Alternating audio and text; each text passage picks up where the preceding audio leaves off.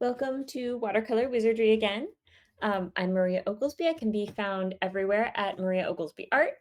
And let me get through a couple quick plugs before we go ahead and start today. Today at 4:30 p.m. Pacific time, we have episode 4 of Misguided Magic. I'm super excited for it. I did a bunch of like fun digital art of the different characters and their party outfits because they're going to a party. You can find that the time lapse for those on TikTok under Maria Oglesby Art. And then tomorrow at 6 p.m., we have Chaos Commentary with special guest Katie Cunningham.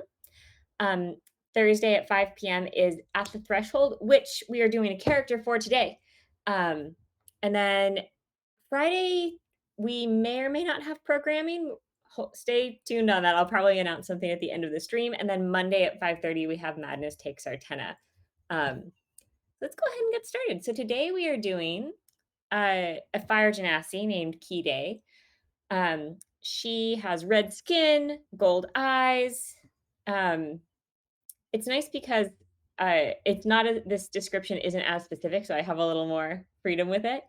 But her main thing is that she's muscular, athletic, fiery hair, and she has these runes from her temples all the way down to her collarbone, on her forearms, and on her calves.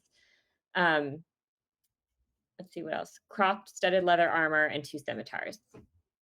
And so I'm going to go ahead and jump into it. I have a couple poses of sort of like strong looking women that I'm going to be pulling from. And then we'll be going ahead and adding on all the accoutrements. So I want to share, I have a brand new sketchbook today because this one is completely full. It's always so satisfying when you get through a sketchbook. So I had fun decorating it with stickers and stickers on the back too. These are left over from, I did scrapbooks for my wedding. Um, so first page, we're gonna do Key Day. And if, I don't know if she's here, but oh shoot, I'm Ashley, if you were here, feel free to jump in with any tips or any suggestions for your character. I know sometimes things come up in the moment that you had forgotten to mention, so feel free to jump in if there is anything. All right, so let's go ahead and, oh, it's interesting. This paper is a little more, well, I guess not as much. It's like every other page here is kind of marbled. I wonder if it'll look a little different when we paint it. We'll see. It's the same one. These are the Moleskine watercolor notepads, and I absolutely love Moleskine. It's Molskine if anyone's looking. They do sketch pads, they do notebooks, they do bullet points, but the sketch pad watercolor series are my absolute favorites. They come in a bunch of sizes, but I like this is I think 8.5 by 5.5, and I really like them. So once again, we're just going to be doing waist to shoulders. So I'm gonna start by roughing her out as a bean shape because most people are beans. Actually, everyone is a bean. Everyone is a rib cage and a pelvic box, but the bean is the shorthand way of doing it. And this isn't figure drawing class, so it's okay if it's a little different. Been doing a lot of figure drawing lately because I work as a teacher for a college portfolio prep program, and all of my students need more figure drawings for their portfolios. So I feel like all I've been doing is figure drawing demos lately and explaining to them how like shoulders work and stuff. So I've been feeling in pretty good shape figure drawing wise. So I found this cool pose of this sort of like buff bodybuilder woman that I really liked, and her hands were in fists. And I was like, oh, that's so cool because this character has 2 scimitars. So I found like a really cool scimitar 3/4 angle. I flipped it. She's going to be crossing her scimitars in the front, looking like a badass. Because I believe, let's see, strong, protective, and kind are the main descriptors. So we're going to give her a kinder face, but we're going to give her a stronger body and kind of like a more fierce pose. So I found this face that I like absolutely loved because it looked really kind, and I love the I don't think it's a trope, but you know, like the super strong girl with like the really cute sweet face. Um, so they're not at the right angles, but I did find this face that I like really love. So we're gonna try and make it work.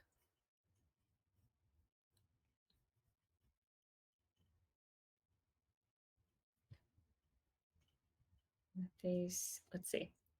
I might give her a little bit longer of a neck just so the face can stick out a little bit more.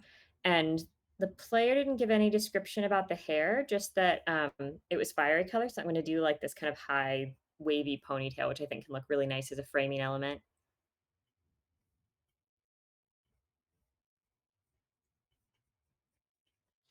So usually when you're drawing, you want to start off with something like this, really, really basic. You don't want to get into any of the details until you have all the basics. Just kind of like, putting together the batter before you bake the cake.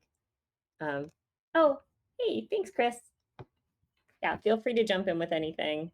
Um, all right, and I'll be jumping back and forth between here and the Discord, so I'll try and catch something if you have something to say.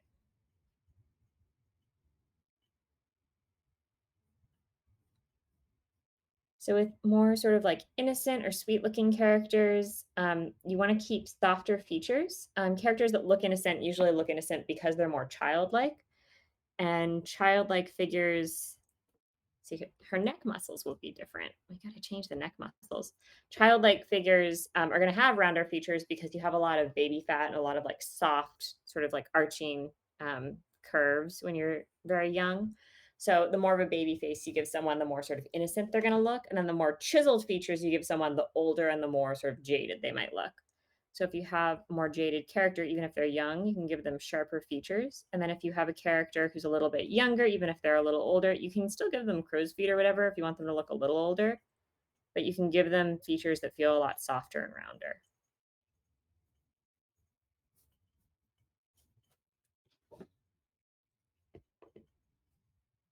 All right. So I'm kind of liking that. So let's go ahead and I feel like that feels natural, like it'll work. Let's go ahead and start roughing this in, attaching it. When I get about to here, then I'm just going to transition to the other reference for the body. But let's go ahead and draw on the face. Give her big eyes. I'm just going to check over with Chris and see if there's anything else I'm missing. Nope. If you notice something, feel free to let me know.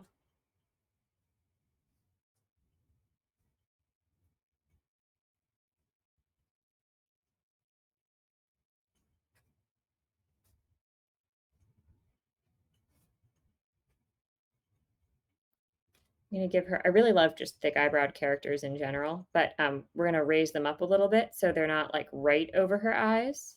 This character's expression is a little more serious. But the farther you pull the eyebrows up, the more sort of inquisitive they're going to look, which is in general like a friendlier, more innocent expression. I don't know, the vibe I got from the description, and you can tell me if that's wrong, Kristen, is like, I am like super sweet and friendly, but I am very dangerous and don't mess with my babies. I don't know. I'm kind of assuming she's like the mom character of the group.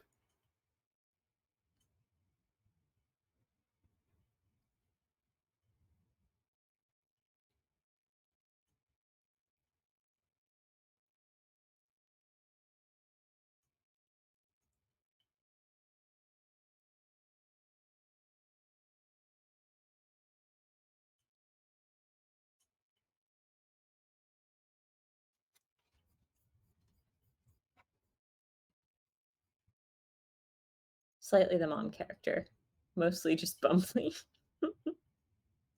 Yeah, I have not caught that much of City of Arches. I do generally like Friday Mondays I have off, so I try and catch Artena. But Thursdays I'm sort of off. I'm technically on call, so I usually make it like some work, a bit of a work day, and then oftentimes I have stuff going on. I've been trying, I'm not good at setting boundaries. I'm very, very bad at setting boundaries, but I've really been trying to make Monday like a day where I don't do things. So I'm usually free unless I end up committing to something by mistake, which happens not by mistake, just against my better judgment.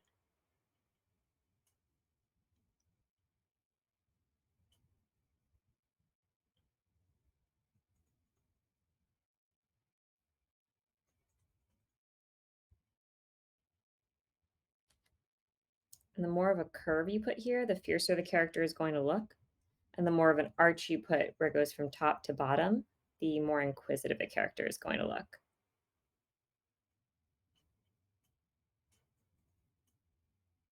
So maybe we should raise the character's other eyebrow to match.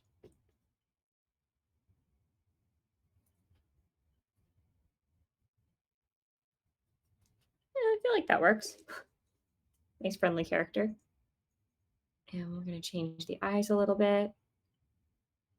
The other character was looking off to the side a little bit more, but we'll just sort of do uniformly in the distance here. I feel like that works. Do Genasies have pointed ears is the question. And I feel like I always do this with any race that isn't like human or elven. Those two are pretty specific. Let's see. I'm just going to look up some Genasi pictures and see if they look like they have pointed ears real fast. They do. When in doubt, give your characters pointed ears, honestly. They're so fun. Okay, it looks like everyone draws them with pointed ears. We'll just give them pointed ears.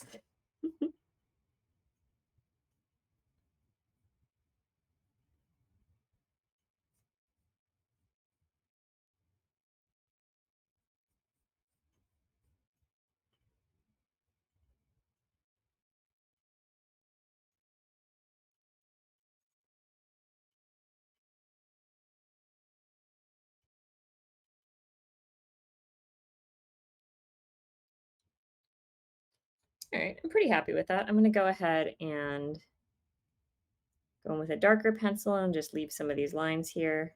I want to make sure that they stay pretty sharp and are easy to pull out after I add paint over them.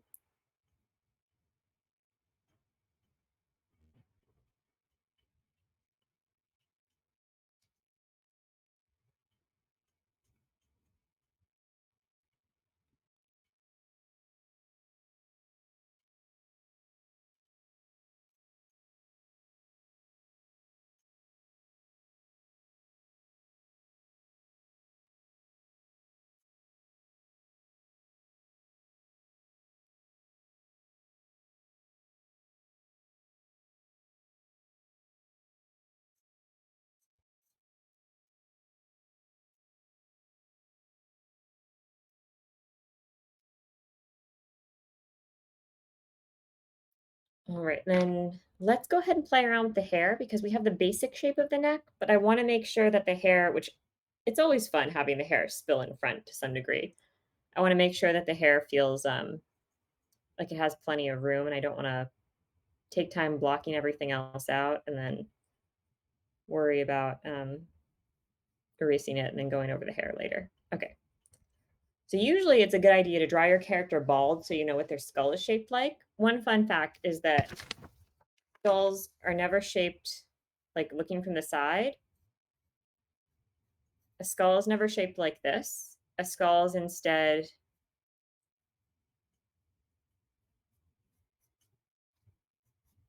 shaped like this. The skull goes back. This is kind of extreme, but the skull is an egg shape, not a circle. So if you're ever drawing your character, it's way, way easier to pull the head backwards and go around like behind the head. If you cut it off too soon, it's going to make the head look really weird. I'm going to have some fun with this like ponytail. And I love characters with kind of like messy hair. So we're going to pull some of this ponytail out into individual strands. Always make sure that your lines for hair curve around the skull. So for example, if I was just to do straight lines, it would not feel like the head had volume. But because we're doing curved lines, it's going to feel like the character's head moves around in space. And then of course over here, I'm going to give her curly hair because I love curly haired characters.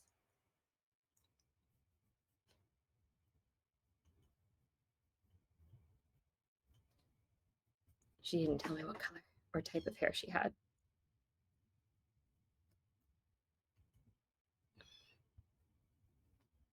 Okay. And then let's do like a super high Ariana Grande-esque ponytail. Just have it spilling absolutely everywhere.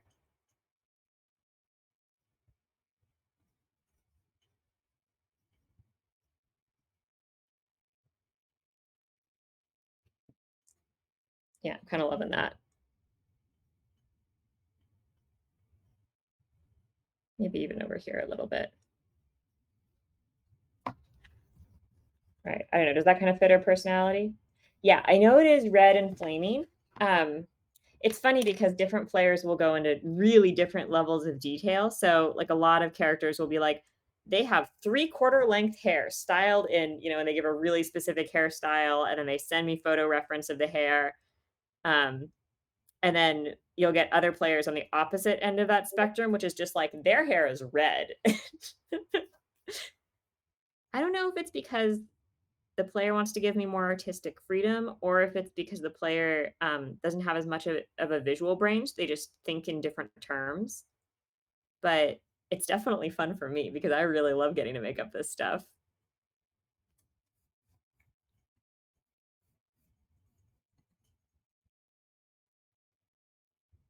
All right.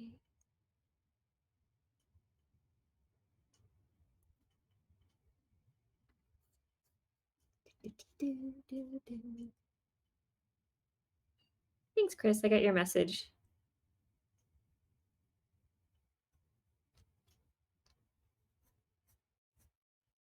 Trying to think of what we'll do after this. I still need to get Allison's pixie character description, which I have not gotten yet. But I think next week we'll have that one, unless she doesn't have time to fill out the form, in which case, I don't know what we'll do. Maybe Kat's running like a My Little Pony one shot. Maybe Kat can fill out some My Little Pony descriptions and we can do a My Little Pony day. That'd be fun. I get the feeling that if it's Kat and Chris in the game, they're going to be some really emo, like fun My Little Ponies.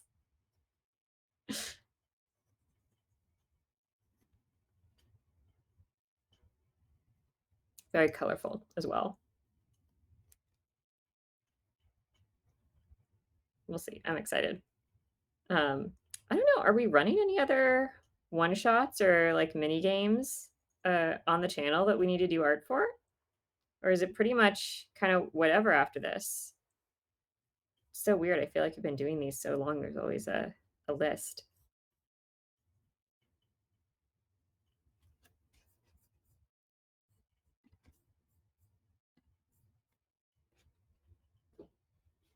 Oh, Skag is doing a mini campaign in October. Skag, he's the fuckboy wizard, right? Or am I wrong?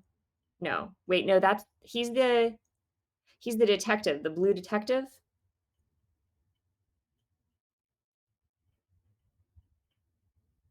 No, he's Lustin. Oh, he's the edgy detective. Two detectives. Or the noir detective, I guess. Okay, I will reach out to him.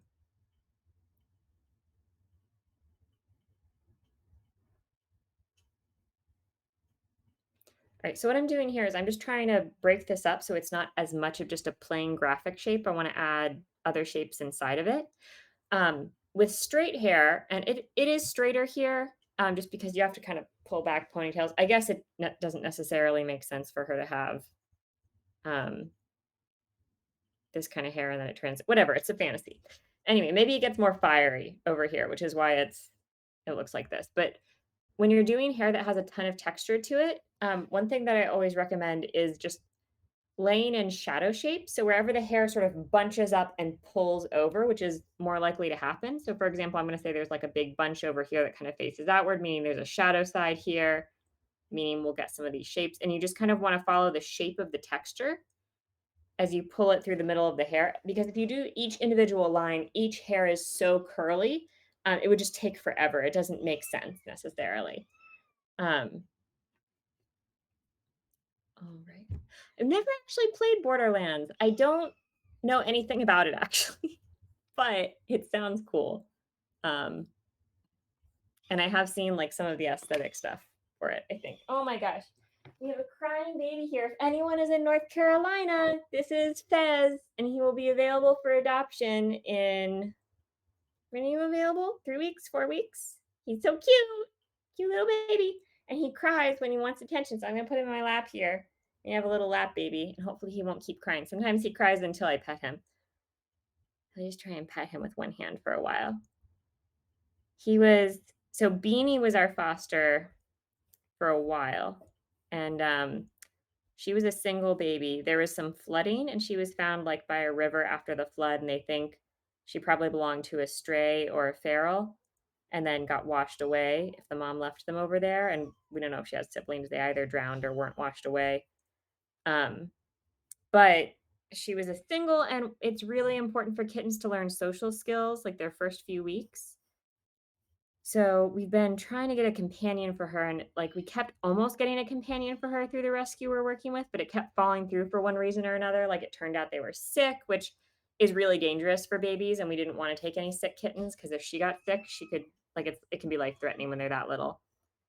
Um, and finally, we got these babies, and these babies were an instance where someone had taken in the mama as part of a TNR, and the mom was spayed and she was ready to be released. But usually with feral cases, if they have babies, we try and people will try to keep them with the mom as long as possible. But this mama was super feral and she wasn't letting anyone handle the kittens, which can be like really bad because they kind of learn, to trust people within their first few weeks. And so if they don't have any human socialization, they can be really standoffish cats and hard to adopt. So we got this guy right after he got weaned. We tried to take them earlier actually, but they wouldn't latch to a bottle, and they had to be nursed. But they actually are way more susceptible slash friendly to people than I thought they were going to be, which is great. They're actually more cuddly than Beanie. I think just because Beanie's a little more introverted. Okay, so now we do the fun part where we have to make up the hand because I couldn't find a hand holding a scimitar at this angle. So let's go ahead over to our scimitar reference. I'm going to zoom in. And of course, it won't work because the scimitar is facing out, so the hand will be different. So what I'm going to do is I'm going to draw the scimitar really loosely, and then we're going to kind of make up the hand. Oh my gosh.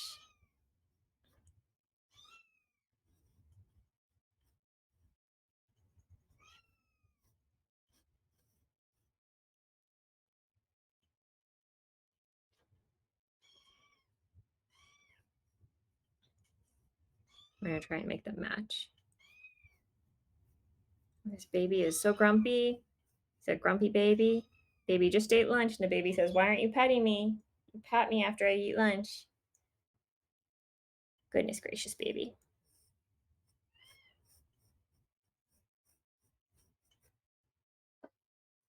It's kind of even.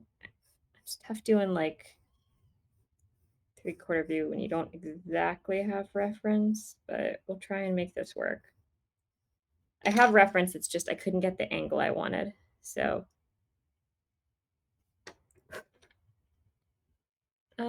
that looks okay. That could kind of move off in this direction.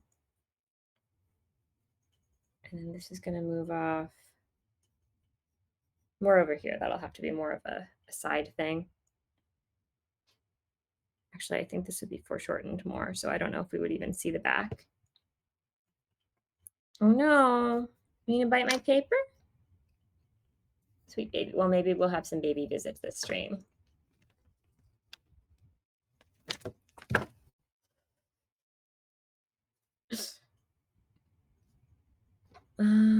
Oh, right. I forgot we have Cyberpunk. Yeah, I'm so sorry. I completely forgot about that. Yeah, why don't you send the form to your Cyberpunk players? Although you'll have to explain to me what Cyberpunk is. I don't know what they would be dressed like. They need to send me a lot of reference. Tell them the artist has no idea what a Cyberpunk vibe is. I can fake the D&D really easily if people don't really give me a super detailed description with a ton of reference, but I can't do that for Cyberpunk.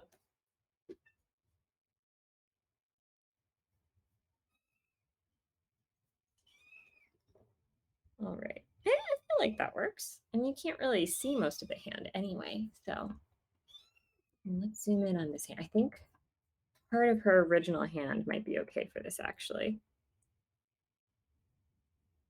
We'll just bring this up.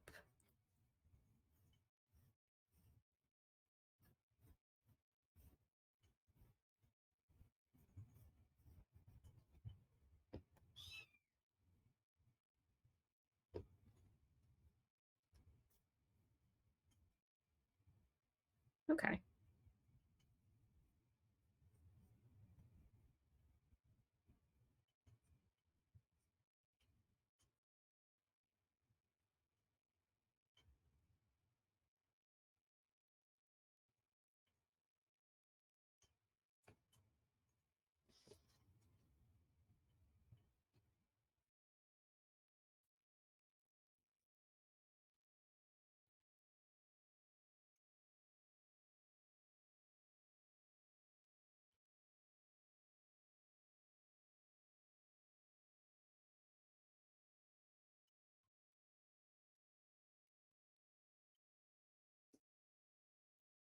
Right, and then let me rough in the rest of her body.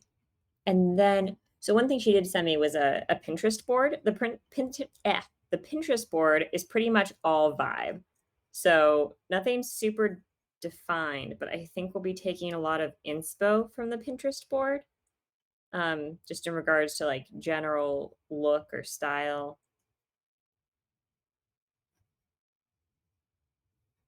And we'll see how it goes. We'll kind of take it from there.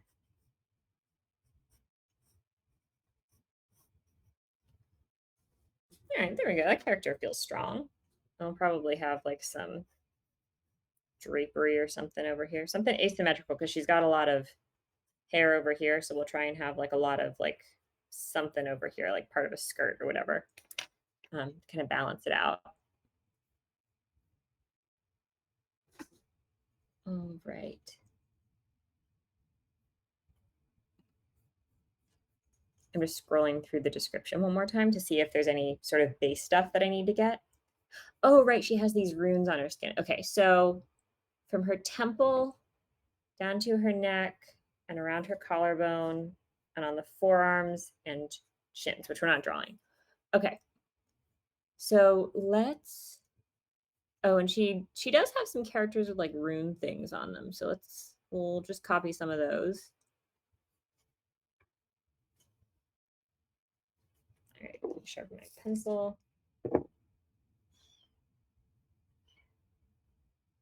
They look kind of just sort of choppy, maybe a little crude, kind of like they remind me a little bit of like old Norse runes.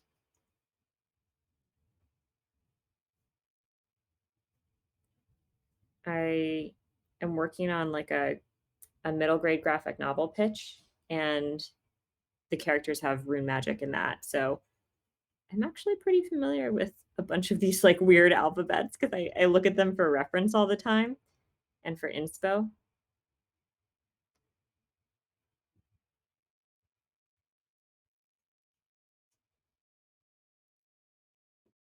All right, so it's just a bunch of like kind of jagged lines. And then forearms. Oh, actually, let's figure out her costume first because if she has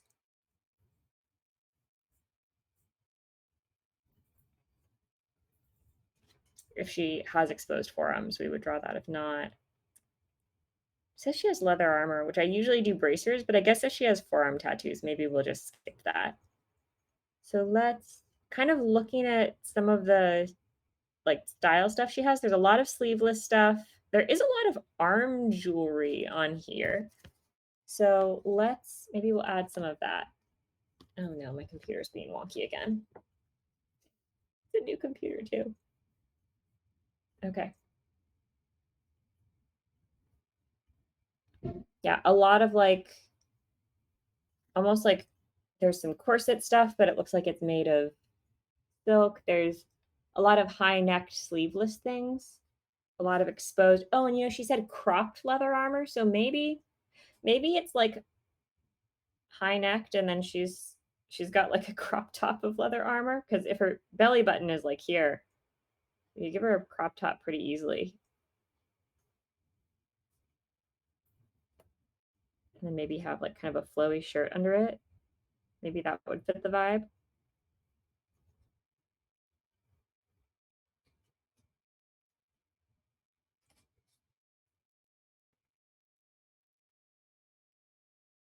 Okay.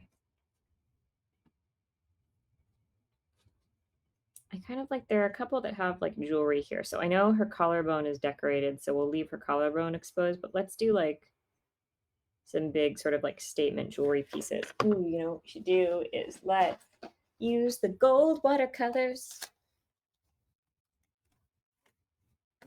which need to get wet like a little ways beforehand. So I'm going to go ahead and just wet that so that it is ready to paint with when we get to it. We'll do that. And then I kind of liked the armband um, vibe that I'm seeing on a couple of these, or just sort of like cuffed jewelry. So we'll give her some other cuffs, maybe with primordial runes as well, just to give them a little bit of flavor.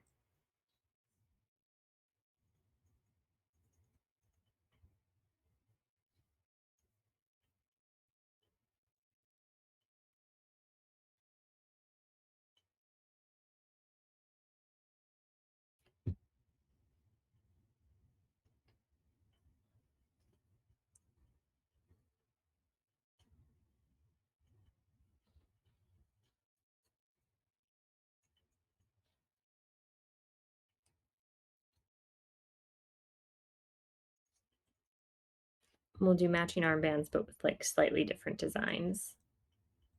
So not necessarily a matching set, but she's like trying to be matchy matchy. All right. And let's do, you've got to have like some buckles for any sort of leather armor. So we'll put some buckles here, and that kind of works with sort of big chunky shapes.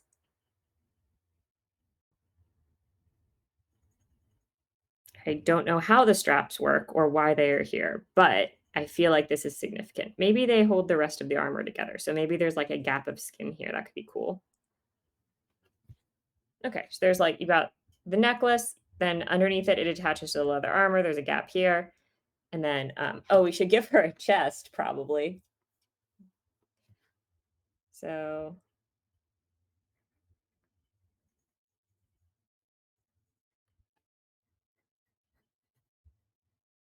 yeah, we don't have to give her a huge chest. I feel like the armor would not be super fitted to your boobs like it is in some fantasy armor.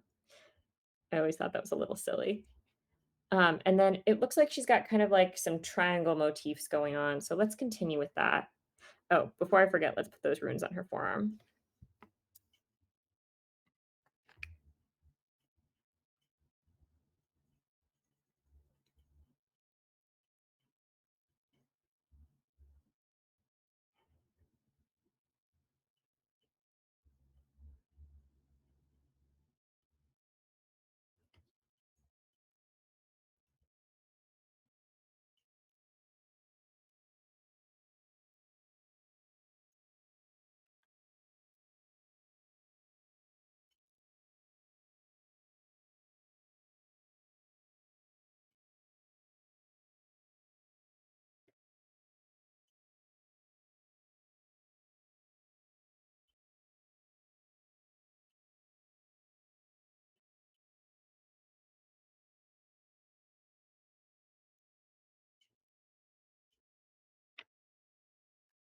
Okay.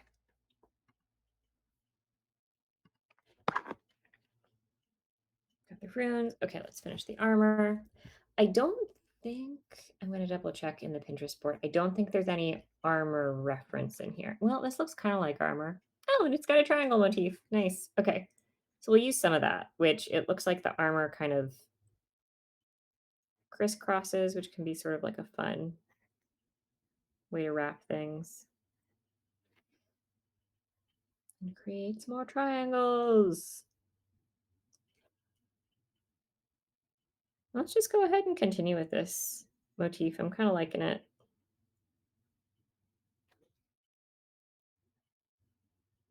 We can keep the rest pretty plain.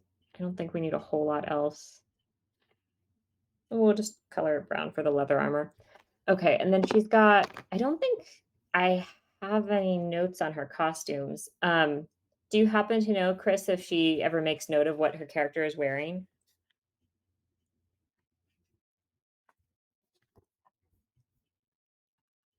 I'll go back and like double check the Google form, but let's see. Just the runes. She has harem pants.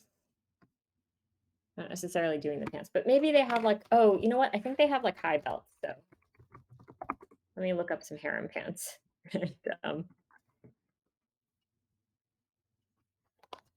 harem pants, maybe belts. Oh, these are kind of cool. These are like fun hippie harem pants. Let's do those. We'll still have some skin showing over here. We'll start these a little high-waisted, so she doesn't have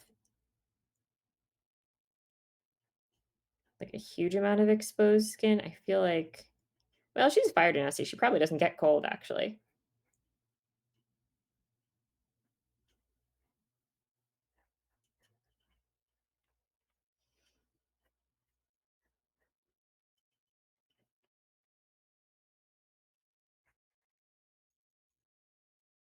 Oh, this works great. You know what we'll do? We'll do like a triangle coming off of here to match the armor. And it'll kind of move forward and go around the leg like that, and that can be where the pants separate. And we'll keep that triangle motif. And of course, we need pockets.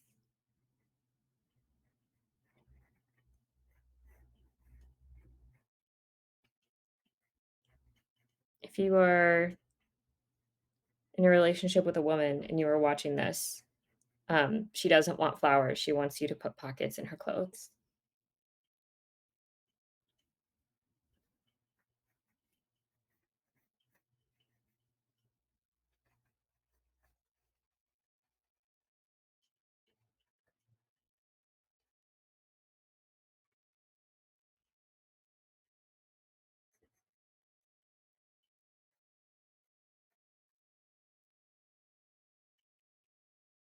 Okay, there we go. I'm pretty happy with that. Let's see. Any notes, Kristen? Anything that needs to be added?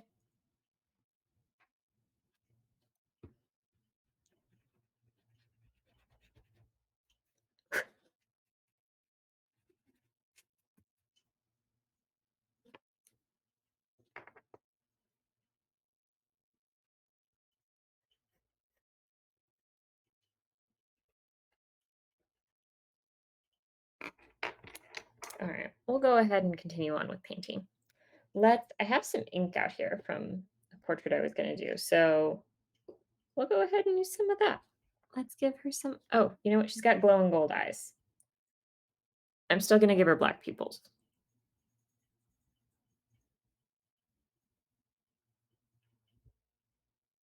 And I still want to go around the eyes with black, just like I do with my micron sometimes, because that's always leaving some highlights. That's always an important thing to emphasize.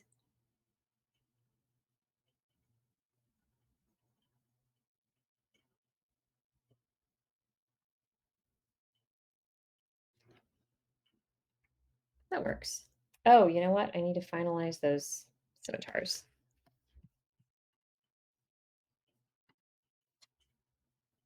Oh, so update on Solemn Exterior, the cyberpunk game, which is usually Fridays at 7.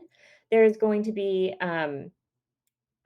no stream this coming Friday because certain people are on vacations and it didn't make sense to continue the game, but the game will be back on the 16th. Yeah, due to vacation starting next Thursday. Yeah, so we'll be back on the 16th with Solemn Exterior. And actually, I think our mid-season break for Misguided Magic is coming up. So this week and next week we are playing, and then the following week, I think we're going to be off as well.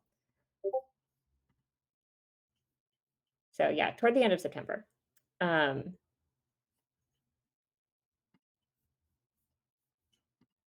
me go ahead. Okay, she looks great. Okay, awesome. Let's go ahead and continue with her. You detail some of these scimitars before we move on. I'm realizing because I have not given any detail. Actually, this is, I think I might have made it feel a little more katana-esque, but that's okay. It's a fantasy world. I'm so glad that we're not doing an RPG where something has to be really historically accurate.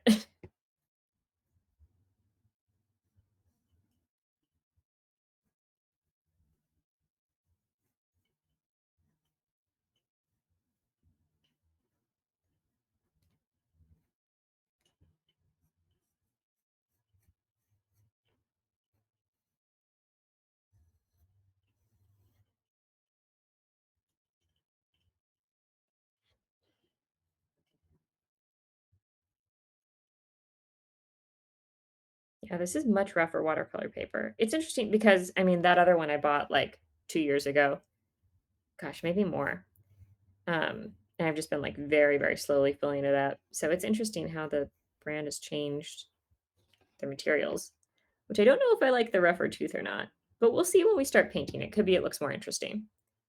Could be the paint is better. In general, I found that moleskin stuff is still really nice regardless of whether or not they change it a little.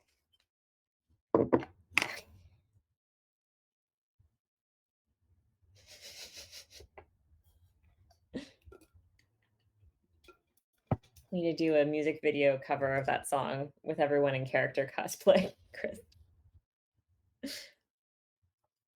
All right, so let's start off by doing her skin. The character has red skin. She put red slash ruddy. So I'm going to assume she's red skinned, but maybe not like bright, bright red because ruddy makes me think like more normal skin tones. So maybe we'll key it down. We won't make it like super saturated, but I'll add a little bit of brown in there. Let me move my pencils over so y'all can see what I'm doing.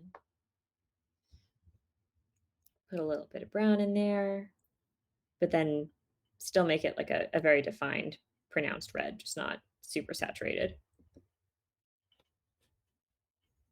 There we go. Okay.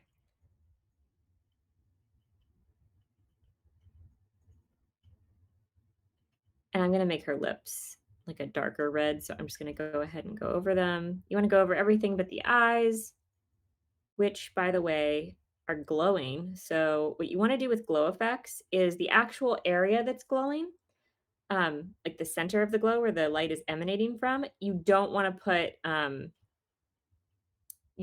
the glow effect color there. You actually want to put the glow around whatever you're painting. So what we're going to do is, let me get this a little more wet. We're just going to wet this whole area. Make it really kind of textured and light. Okay. And then we're going to take just like a really bright color. So for example, let's take yellow because they're glowing gold. And we're just going to kind of tap around the edges of the eyes. And it's around the edges, like where that area starts to fade out, that you really see the color of the glow. So we're gonna have the glow around the eyes be like over there. I don't know if if the glow goes that long, but I do think it looks cool and it adds some nice variation to the character.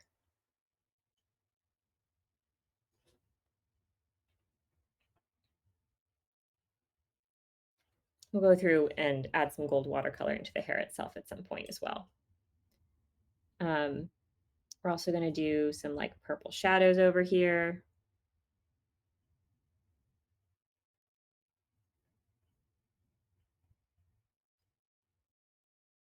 I think this paper might be a little more absorbent because it's definitely drying stuff out a little faster. Take a bit of getting used to.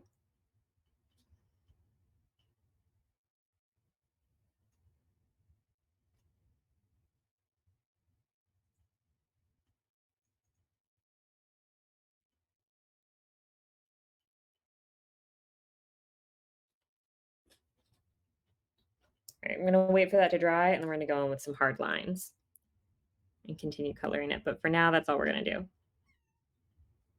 I know, little baby.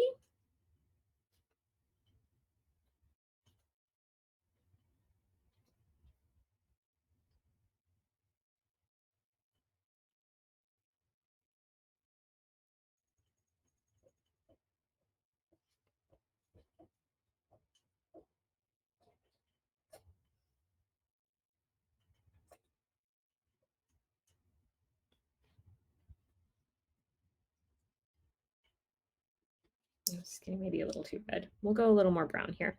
But again, she has these glowing runes on her arm slash side. So we're going to do the same thing. We're going to go in with like some yellow and we're just going to tap that in the areas where we're seeing the runes. And we can also, to lighten the area, you can go in with a damp brush and we can pull out some of it. And then we're just going to line the area itself with a fairly bright color or gold. I go in with just a gold pen. That might be kind of fun.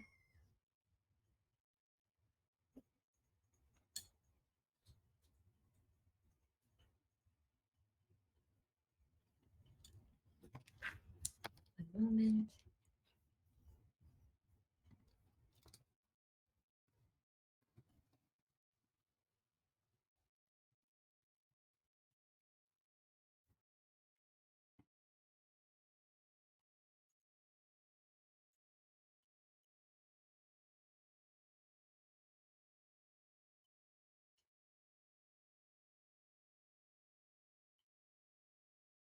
All right, and then I am going to go in with a really saturated red and just kind of tap that into the tips of the fingers to give a little bit of extra color. And elbow area, again, I'm seeing this is filling in again, so I'm going to once again add a little bit of yellow here and then go with a damp brush and pull out some of the color.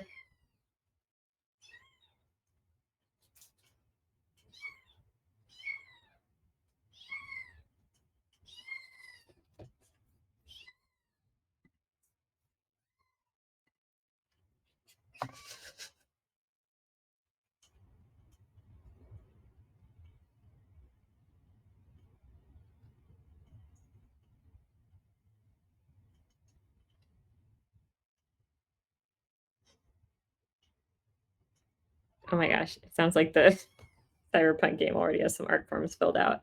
Wait, the paper struggle is real. What is the paper struggle?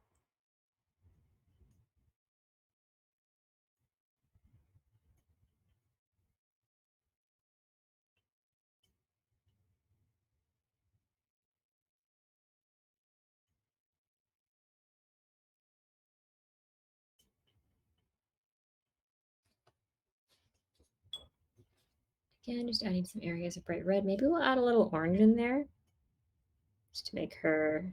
Ooh, I like that a lot, actually. Let's go ahead and do that for the rest of her.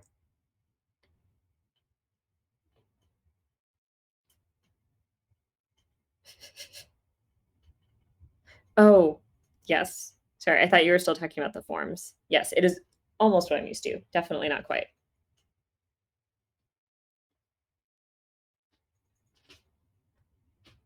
Okay, I'm going to just add in like an orange color zone instead of a red color zone because their skin is red, so you want to change around the colors a little bit. And then again, we'll just grab some purple.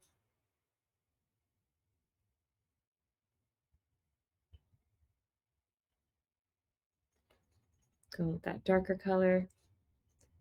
Don't want it to be crazy, crazy dark. And we're gonna wash a little bit of it away. Definitely want it on the sides here. I'm just gonna say the light is coming from over here so that I know how to shade the face. Because if you don't shade anything, it's not necessarily going to feel like the nose has a bridge to it. So you want to go in. Oh, it's still wet from the stuff I added. That's okay. We'll go back in later. And then usually, again, the top lip is always angled downwards, whereas the bottom lip is usually angled upwards. So top lip, we're going to have some defined shading on here. And then, oh, you know what? I know she has like light fiery hair, but we're going to go dark with the eyebrows just because it always looks better. We'll do purple. We're not going to do like full on black or anything. But it pretty much always looks better to do darker eyebrows, in my opinion. You guys might have a different opinion. Completely fine. And then when that dries, we're going to go ahead and get in the side of the eyebrow with the dark area because the shadow color is going to have an even darker dark shape. All right. And again, mixing up this color to get skin, and we want to keep it really loose and flowy. We want lots of water in there because we are going to be adding other things to it. For example, like these orange knuckles.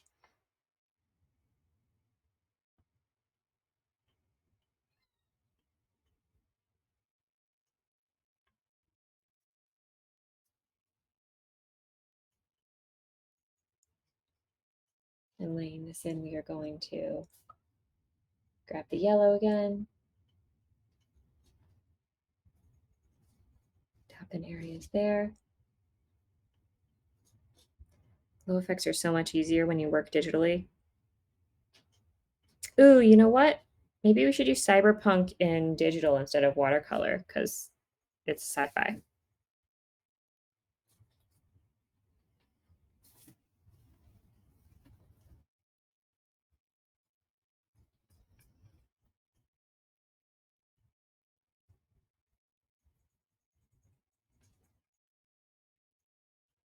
I just get the sneaking suspicion that any sci-fi character is going to have something that glows, and it makes me feel like digital is going to look better.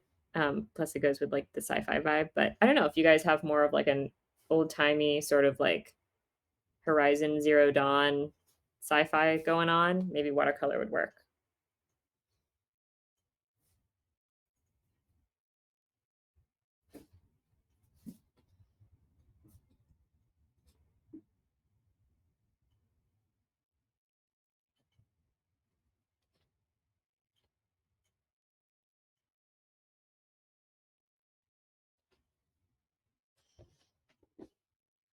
Okay, this is working. Let's go back in with those shadows. I think it's going to be a little more dry now.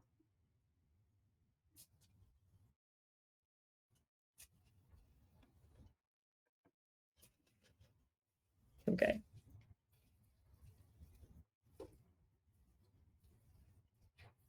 Okay, you can. If you want to send an inspo board, you definitely can. Specific reference is always really, really helpful for like genres I'm not super familiar with.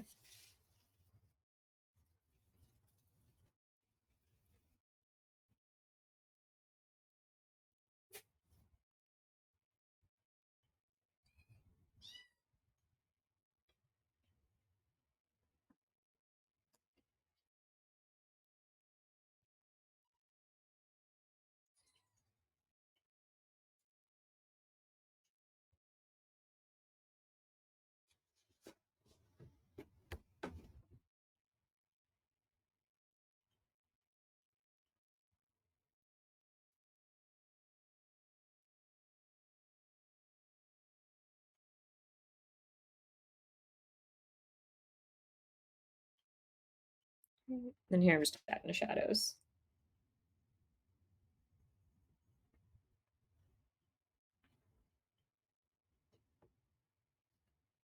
Oh, but I guess I can't on the runes because the runes are glowing. Ah, such interesting light sources. Okay.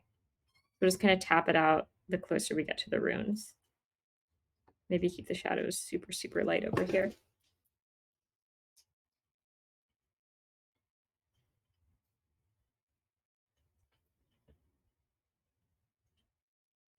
Okay, awesome.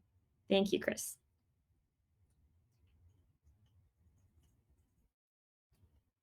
Oh my gosh, I totally forgot about her belly. Need to color that in. Okay.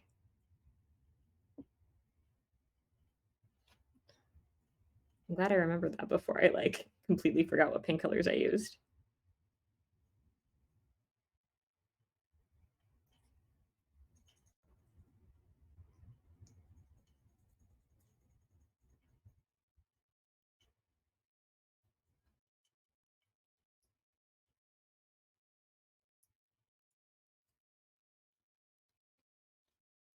All right. I think that's it. And then let's go in with some of this gold watercolor. Should be, yep, we should be able to use it now. Aha. And I'm going to go over these runes and I'm just going to go over them with like some very thin, very thick gold.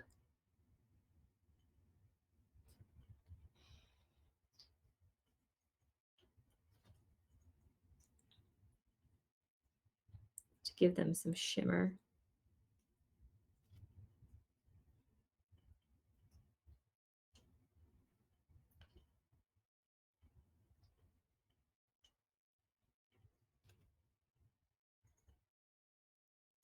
It's going to look great here with the high contrast. Honestly, I can't see any of my pencil markings, so I'm making these up now. But I kind of remember vaguely where they were. And I know they go from the temple, like around the face.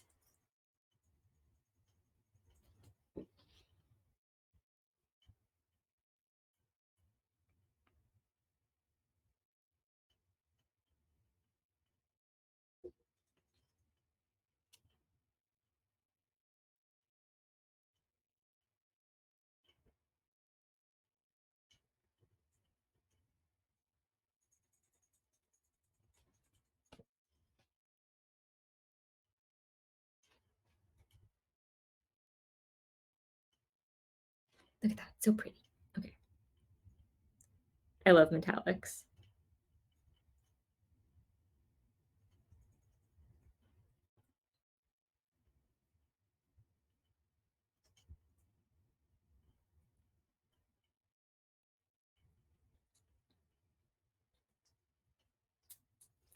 And I'm gonna put a little bit of shimmer on some of these armbands and stuff, but it's mostly gonna be painted a little more traditionally.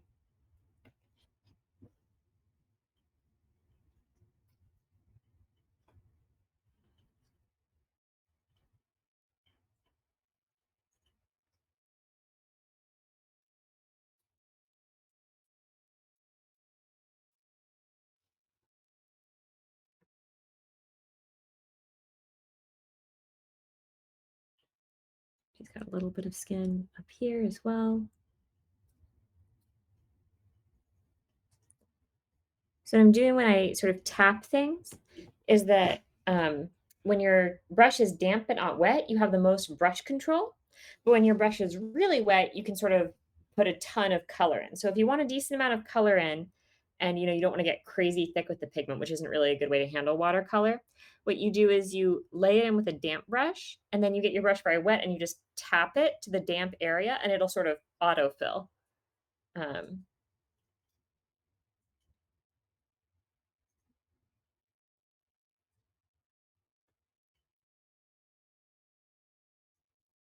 Oh, wait, the light's coming from the left-hand side, isn't it? Okay, so we'll put the shadow side over here.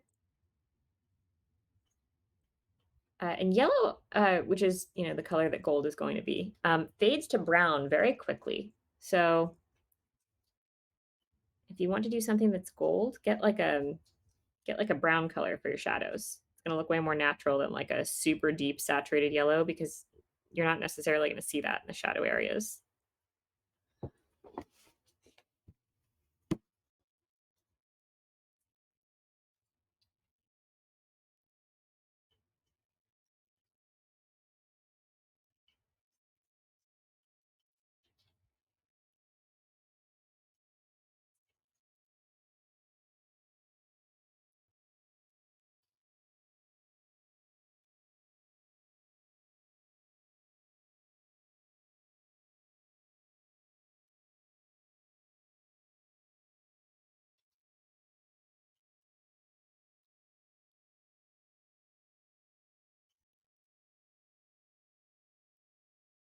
I'm just trying to pull out some deeper browns and sort of stick them in the very, very side as this dries because I want it to have a really soft edge.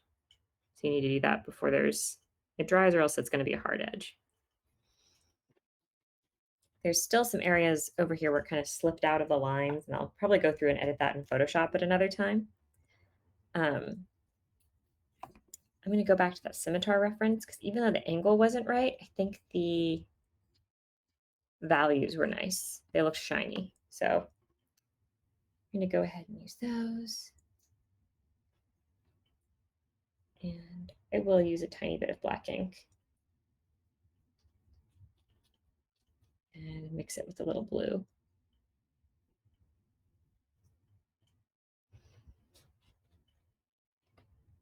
Oh, that area is still drying though. Okay. That's fine. The hilt can be black / blue. I want to pick some cool colors so that it contrasts with her skin tone. Do you happen to know, Chris, does she wear like colors that are really fiery as well, or does she contrast?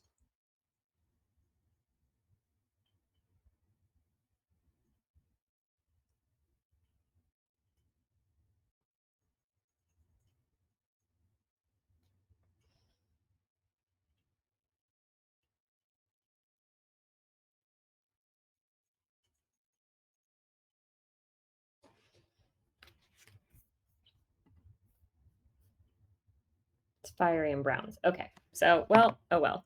This part's already done, but we'll do browns for the rest of it.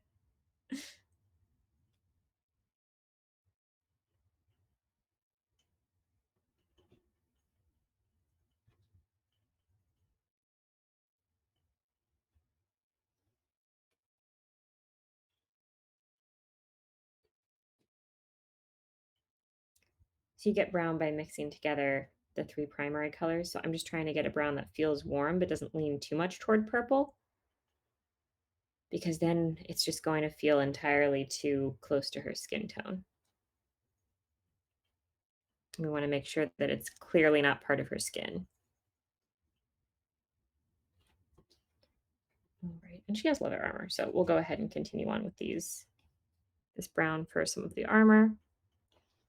I'm going to keep it lighter though, so that it contrasts with her skin. So all I need to do is just sort of drop in some water and use that throughout. I'm planning to do her hair last. What I might do is make these straps darker so that they still stand out. So I'm just going to go ahead and do a base coat of the entire area. Then we'll go back in once it's dry and add the darker areas for the straps.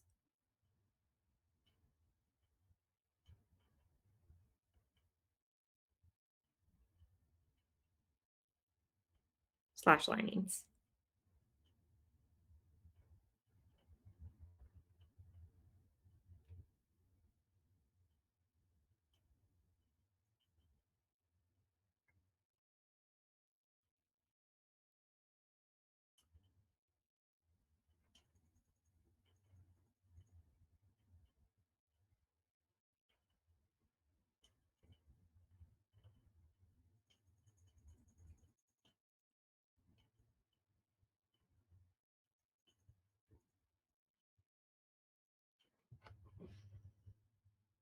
Okay, that kind of works. And then we'll go, I don't know, I want to go a different color for the pants, but I don't want them to be like crazy bright because I want the hair to be the main thing that stands out. So we'll keep like dark, kind of muted colors, maybe like a burnt orange.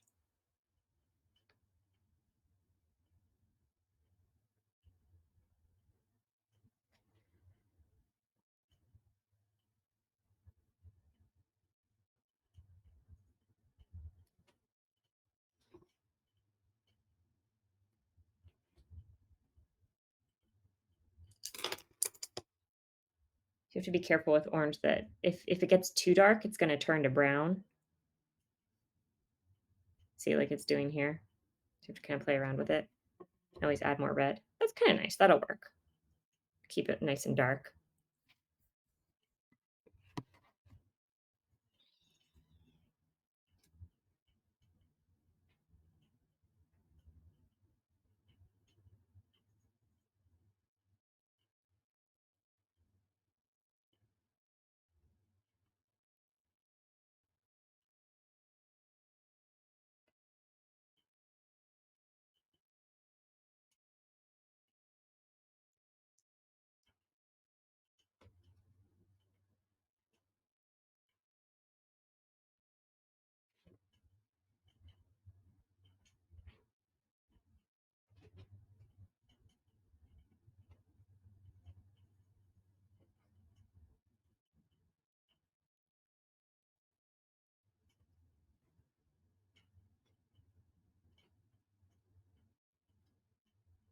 Maybe we'll do kind of an ombre. So maybe we'll have a little bit more red toward the top and it'll kind of fade down into orange.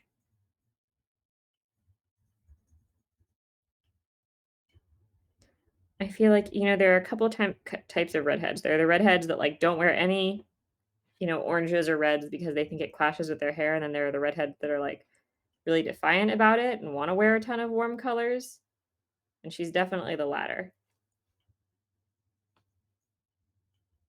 So maybe she's adding some extra reds into her wardrobe. I still feel like, like if this is the main thing you wear, you'd know if it looked good or not. So yeah, that kind of works. Let's add in a few other like cool reds toward the very top. And then we'll come back through once those are dry and add in shadow colors. Kind of play around. Have a myriad of colors on there.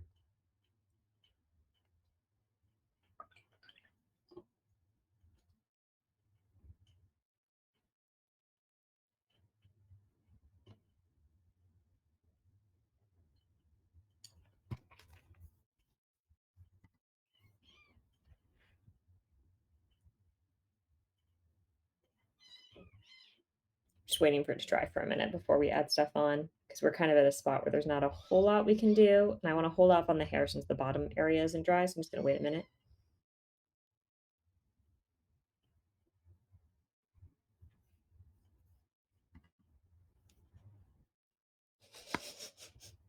Yes, art, art, art. Right, you know what we can do? We can go in, we can add like a few other shadow areas with these purples. We have like a little bit of shadow under the bracelets, on the elbow, on the side of the armor, facing away from the light.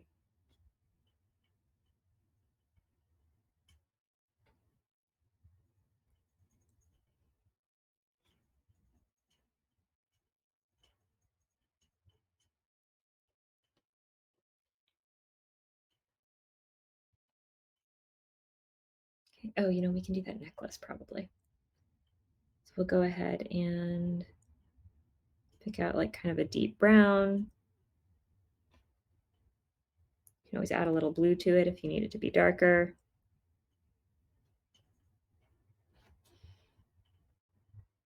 It should still be kind of yellow leaning.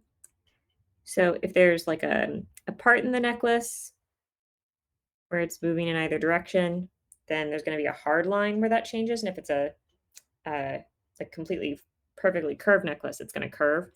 But since this has a pretty definite line on it, we're going to do that. I'm going to add a couple areas of darkness that are right next to where the light areas are going to be because usually areas appear most dark when they're next to a light source or next to a lighter source. Then we got to wait for that to dry. We can go in and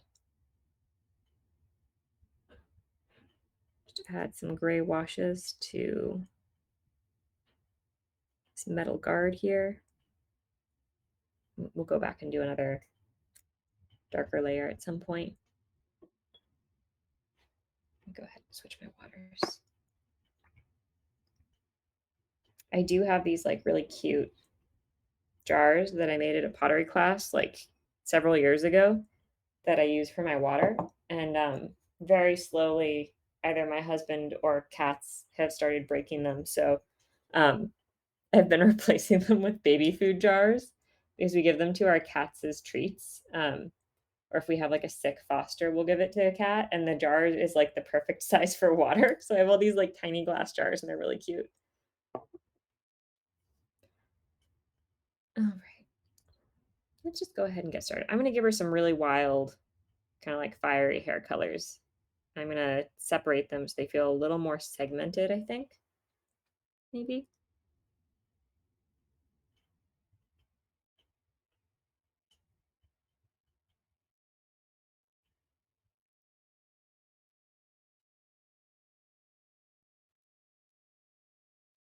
Oh, you know what I'll do? We'll turn the highlights like more of a yellowish and then it'll fade to more of an orange.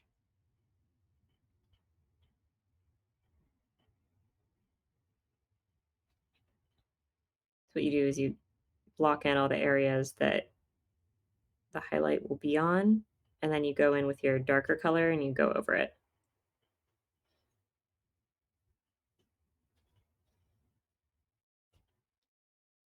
Ideally, it'll be at least a little wet on wet. So I'm not going to do all of the hair at once. I'm just going to start with these little sections. So the area up to the ponytail, and then the hair on the left, and then we'll do the ponytail in a separate section.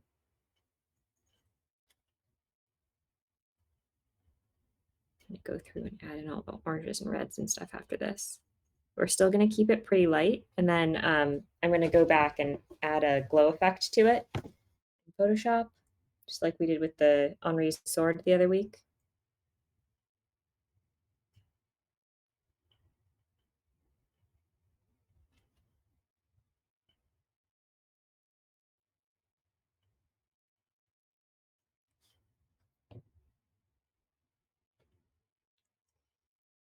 All right, so any area that's facing away from the light isn't going to get it. So I'm going to go ahead and turn those areas red/orange.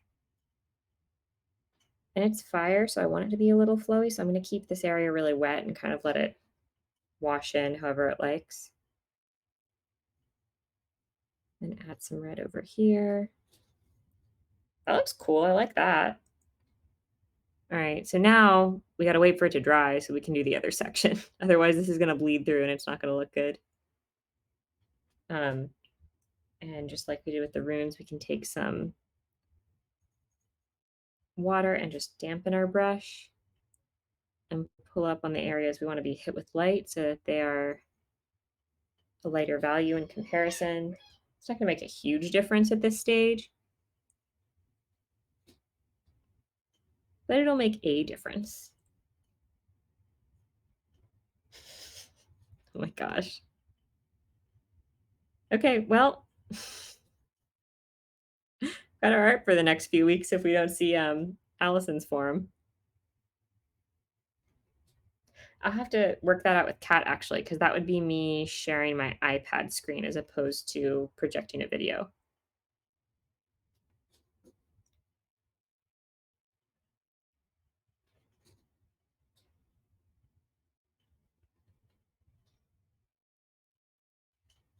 So I'm just trying to carve out a highlight with a damp brush over here, leaving the area that's exposed, and you can see its reading is kind of shiny.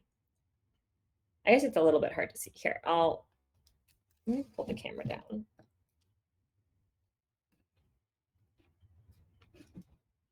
Move it over a little.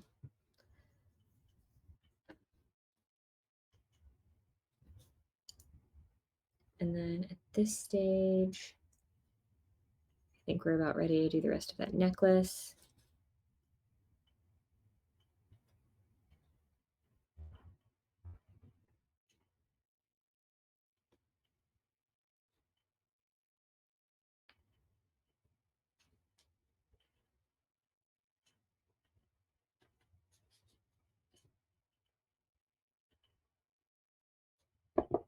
When that dries, we might go back and we might go in with a white gel pen and add some extra highlights on here. My gel pen has decided to work today. We'll see. It's like it works so well when it's actually working, but it's just very grumpy. I have like 4 of them.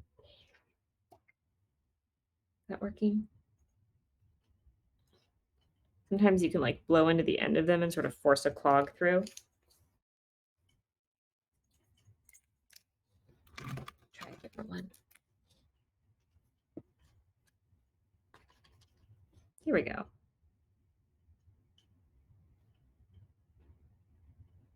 And it doesn't want to draw. There we go.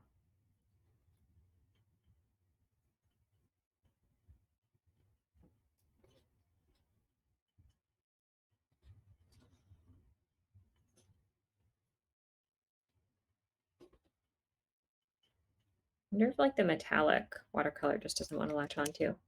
I'm going to go ahead and mix up a darker brown and go in and do those details on the armor.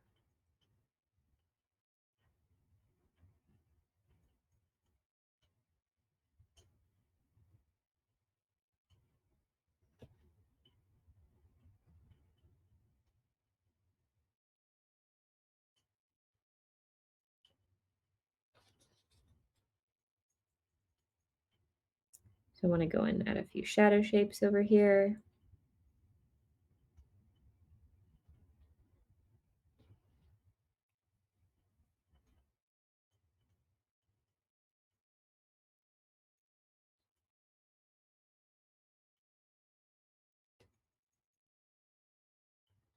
And then just with the damp brush, sort of pull them out so they don't feel like really dramatic, hard lines.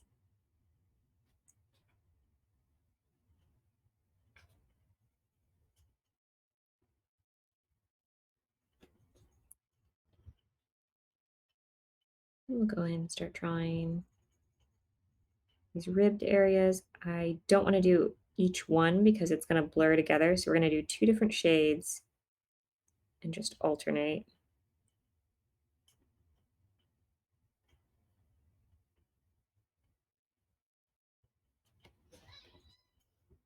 Okay, that works. And usually what you would do is you would have like a light area.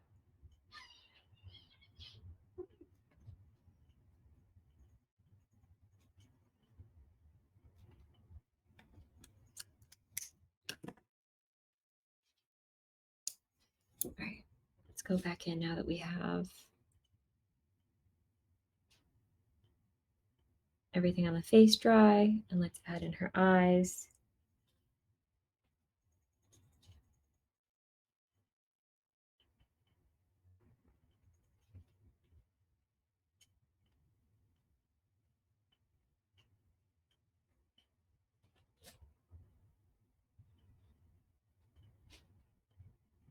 Sorry, I think I'm going into the camera a little bit. It's hard to tell. Okay, great. That is not dry yet. One thing we probably can do, this isn't 100% dry, but I think it is dry enough to do the rest of the swords. So first of all, I'm going to pick out where the brightest highlights are, which I think are going to be on this side. So we know where the light is coming from. And I'm just going to start by laying in a lighter wash, and I'll slowly get darker.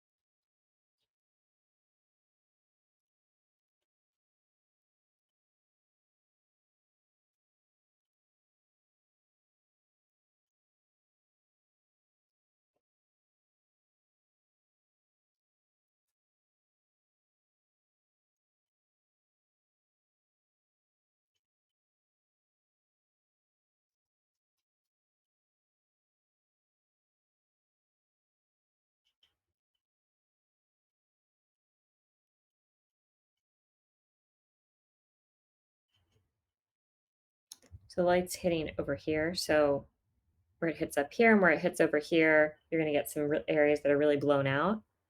And the farther down it gets, the darker it's going to get until you get more of a shadow shade.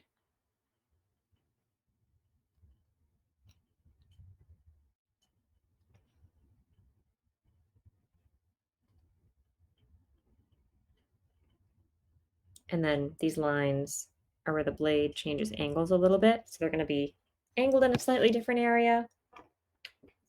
Therefore, they're going to have slightly different areas of highlight. It looks all right. Go ahead, exit out of this reference.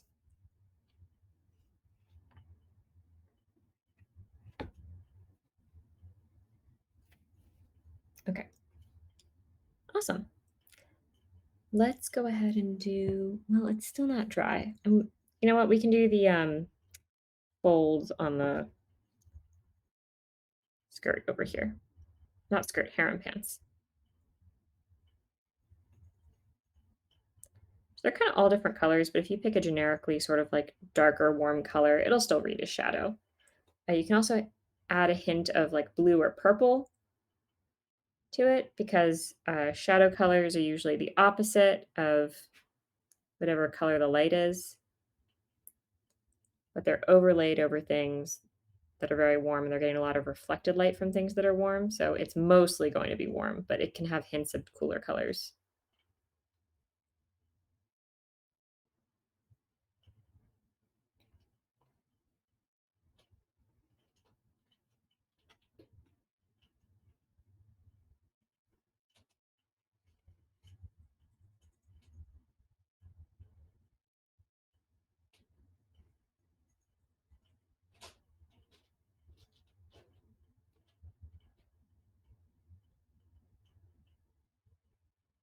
Trying to add more shadow on this side because the light is coming from over here.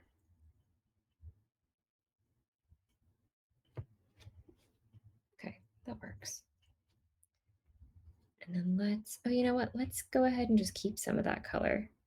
Add something a little darker to it. And fill in the rest of this.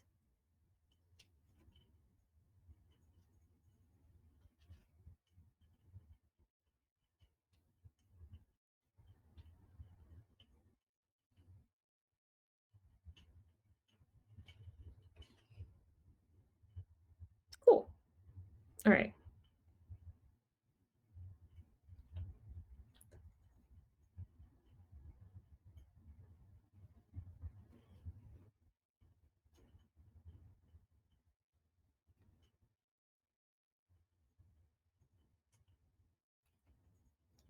Just going in, re-emphasizing shadows, because all I need to do is wait for this hair to dry in order to finish the character, unless there's anything else that I've forgotten that I cannot think of.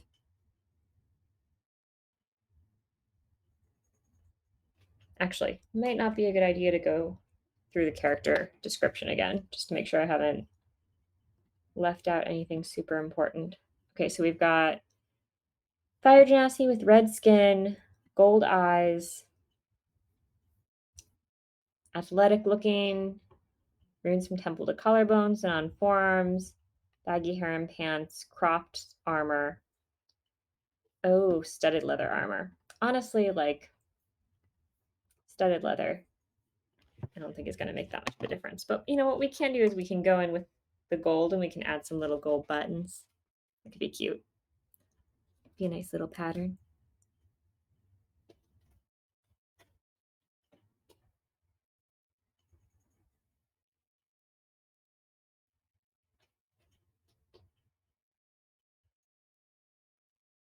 There you go, studded, +1 AC.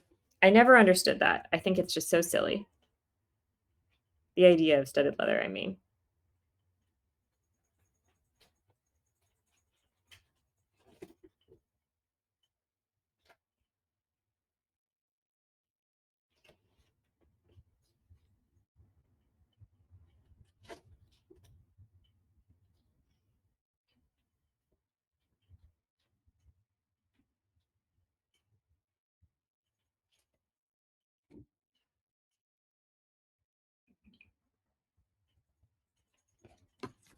Just wait one more minute.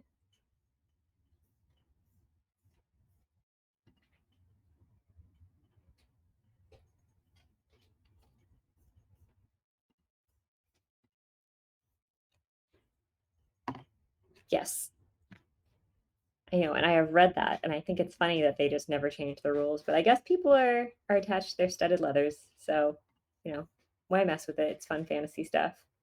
All right. While we're waiting for this to dry and before we finish this up, I just want to go through and plug things this week real fast again. So today at 4:30 p.m. we have Misguided Magic. Look, I have the shirt for it. It's glorious. Kat made it. Um, or she designed this anyway. And then we are doing a fancy party scene, which there is special exclusive art for just for this coming episode. Come see everyone get dressed up and go to a party and try and be a politician. And then we have tomorrow at 6 p.m. Chaos Commentary with special guest Katie Cunningham. Thursday at 5, we have At the Threshold, which this character is for, and you will be able to get to see her in action. And next week, assuming the character art gets done in time / sheet stuff gets filled out, we should have all of the characters finished, and we should be able to start displaying the character just like the display is on Madness Takes Our Tenna, which is Monday at 5:30 p.m. And I think that's our schedule for the week since Cyberpunk is taking a short break. And I think it's about ready. Let's go ahead and just start painting it in.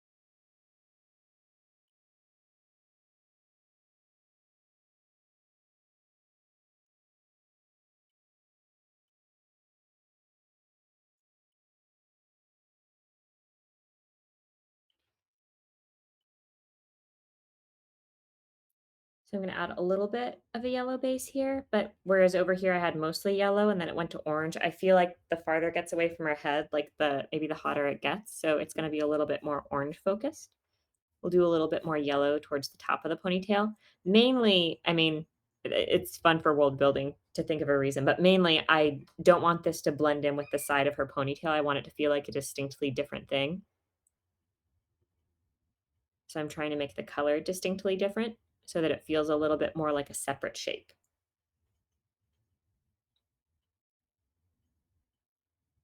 Here we go with the red, kind of playing around over here.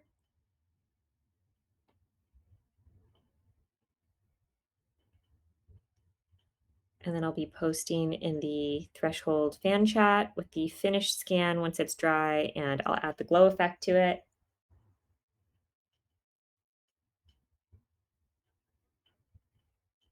And go through in any areas that are pooling. I want to go ahead and pull some of the water out so it doesn't feel super, super fragmented. Toward the left, where we're seeing some of the light come from, I'll try and add a few areas of yellow.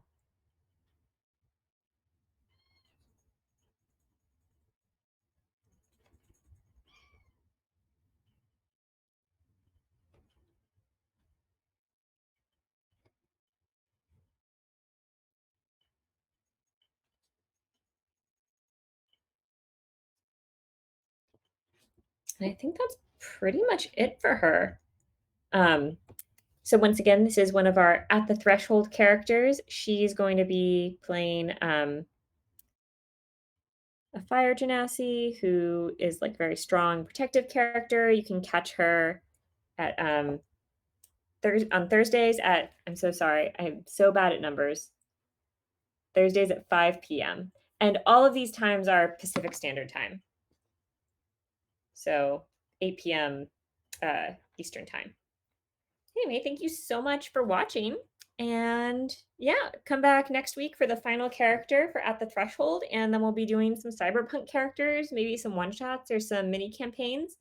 If you have a character that you want to see illustrated, I take commissions at my Etsy shop at Maria Ogelsby Art. You can also see time-lapse videos of me doing pet portraits, which is what I specialize in. I do things that are a lot more detailed and more real focused. For example, like this. This is a commission that I'm getting ready to mail out. You can get one of those on my Etsy site as well. I also post the time-lapse videos on TikTok, on Instagram, pretty much everywhere, all at Maria Ogelsby Art. Join us at 4:30 for Misguided Magic and some fancy exclusive party art. And I will see you next week.